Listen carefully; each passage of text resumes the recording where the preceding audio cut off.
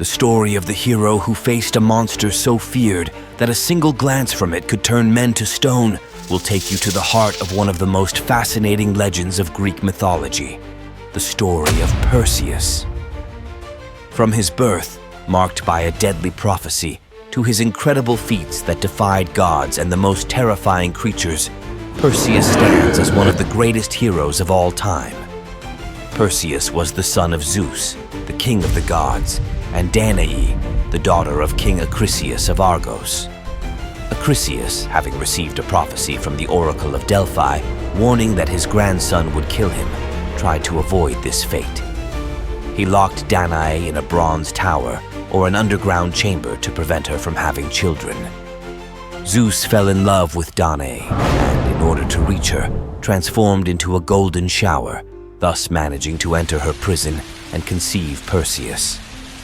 When Acrisius discovered that his daughter had secretly given birth, he did not dare to kill the child directly, as he feared the wrath of the gods.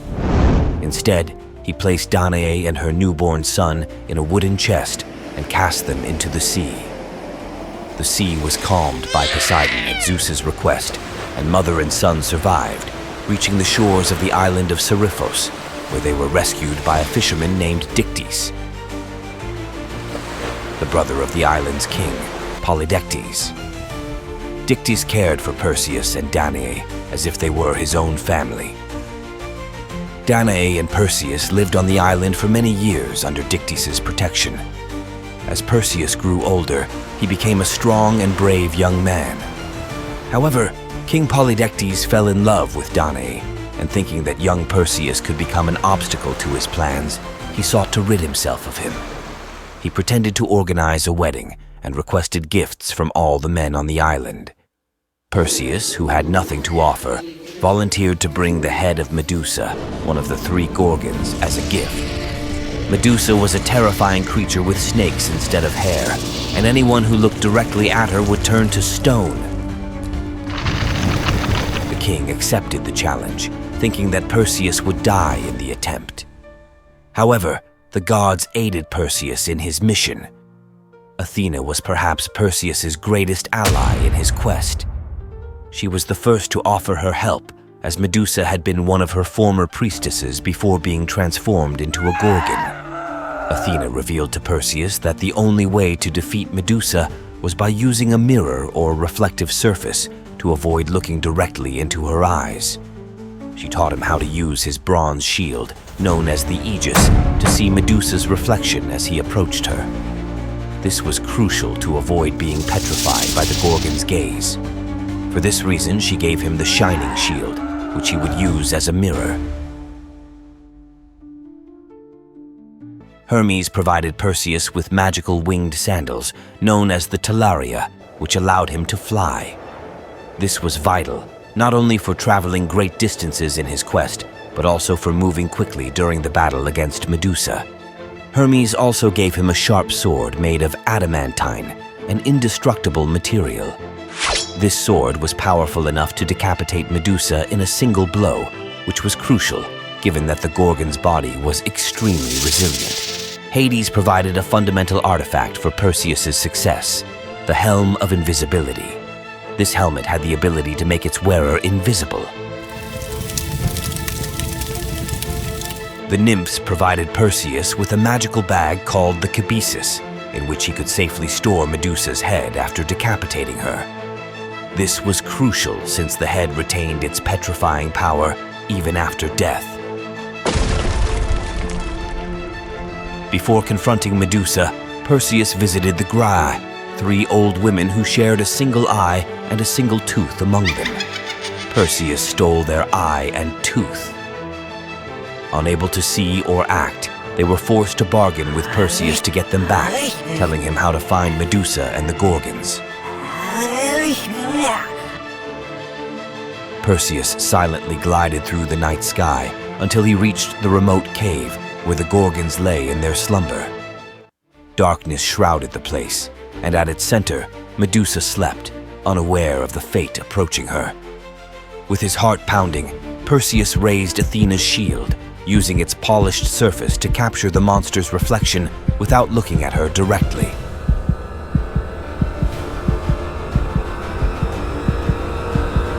tension in the air was palpable as, with a precise and silent movement, he unsheathed his sword and decapitated Medusa with a single strike.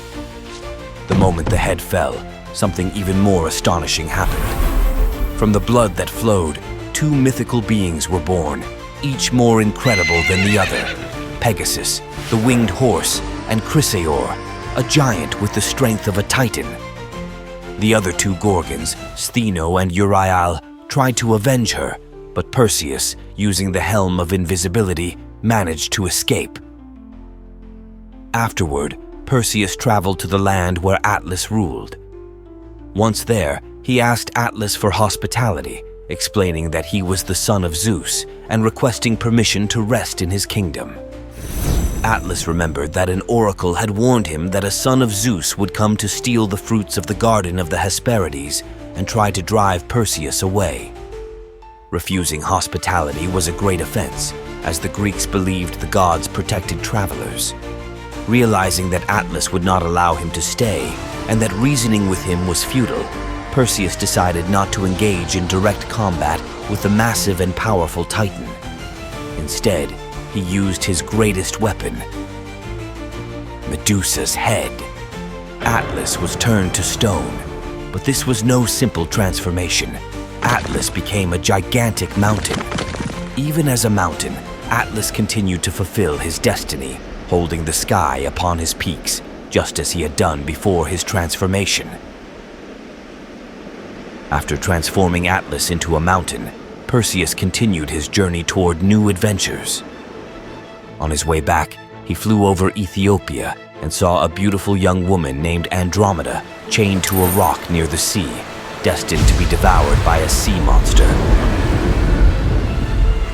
Her mother, Cassiopeia, was an extremely vain woman and made the grave mistake of claiming she was more beautiful than the Nereids, sea nymphs who were under the protection of the sea god, Poseidon. He was deeply offended by Cassiopeia's arrogance. In revenge for the offense, Poseidon decided to punish the entire kingdom of Ethiopia. He sent a terrible sea monster, which began ravaging the kingdom's coasts, destroying villages, devouring livestock, and terrorizing the population. Desperate, King Cepheus consulted the oracle of Ammon, who told him that the only way to appease Poseidon's wrath and stop the monster was to sacrifice his daughter Andromeda to the sea creature.